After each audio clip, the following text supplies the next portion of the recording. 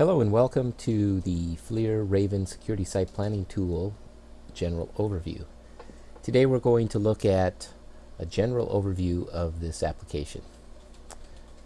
Starting with the Find Your Site initial dialog box here, you can search by the address, input it here, search by coordinates if you happen to have them, latitude and longitude.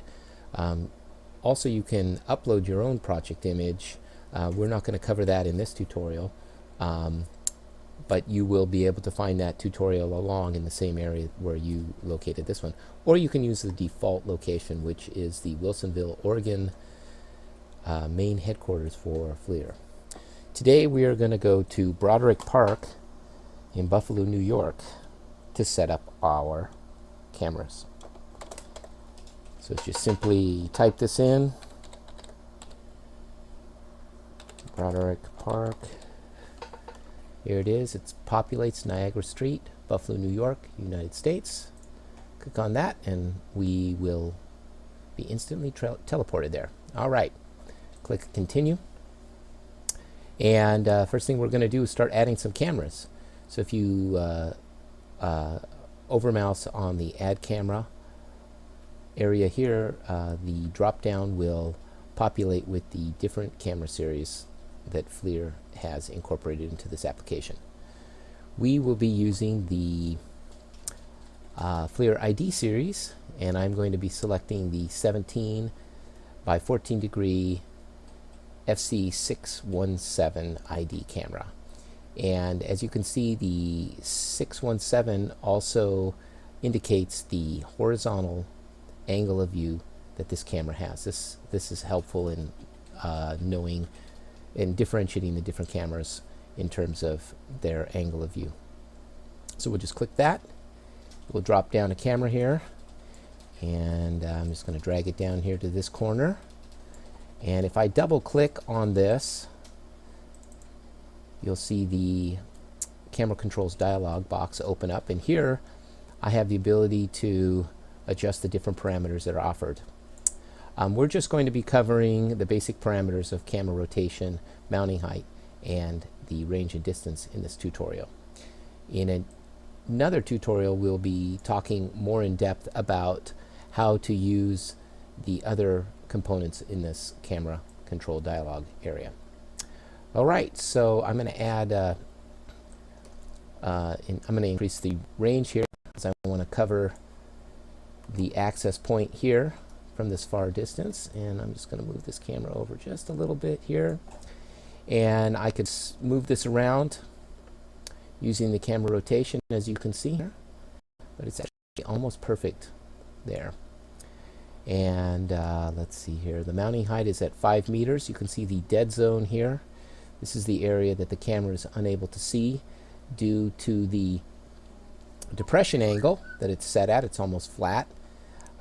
And also the vertical angle of view is calculated into here as well. So if you raise the camera up higher off the ground, you're going to have a larger dead zone. If you lower it down closer to the ground, you'll reduce that dead zone. We're going to have 5 meters, so we're just going to accept that there is an area that it's not going to be covered. So we are going to also add the same camera on the other end of the park, the 617 ID.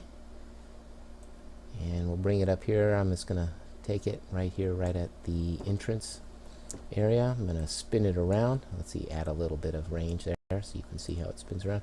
Spin that around here, and then we're going to bring that all the way out to 264 meters. All right. So basically these cameras are covering each other's mounts. Okay, I think we'll add a couple more cameras here. I'm going to add a dome camera with 45 degree angle of view. I'm going to just drop that right into this turnaround area and increase the range there a little bit. And then there's an amphitheater here. I am going to add 90 degree camera and just drop it at the top of this amphitheater on a pole and increase the range there and spin that around. That will cover the amphitheater here. All right, So we can double click on any of these cameras to close this dialog box or open it. I'm just going to close that, and then we'll go over here to the selected cameras, and we can see some of the parameters that the camera has. We can just pop through these by selecting the different cameras. So if you have 20 or 30 cameras out here, it can get quite confusing. So you can use this to help. You can either click on the actual camera here, or on the camera label, or you can click on the actual camera. Now, as you can see, if you do over mouse there, if you double click on this, it will open up the camera description, and this was that dome camera here. Clicking on this will take you to the FLIR.com website with more information on these cameras. All right. So I think I'm pretty happy with my project here. I'm going to zoom out. I can zoom in here, get it in the position that I want it to be in. I'm going to center it in my screen there. And then what I'm going to do is I'm going to save this project. Roderick Park 001. Save that. Takes a second. Right? There it is. Okay, now one of the great features of this is the output, the PDF output. So in order to get a PDF output here, I'm going to click on My Projects, go down to my Broderick Park, and then click on View Edit Report, Export PDF Report. And there it is. The great thing about this is it allows us to add a camera name, a little bit more descriptive information, and produce a PDF report that will be able to be emailed to end users or clients for their approval. So you can just add the cameras here. This is going to be camera 1 is a south camera, and we have a north camera.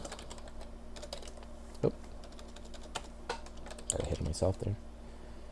And our turnaround, and then we have the stage camera. All right, once we're happy with that, we click Generate PDF, and this will produce a link to which you can go and interact with that PDF. Depending on the amount of cameras, it will take less or more time.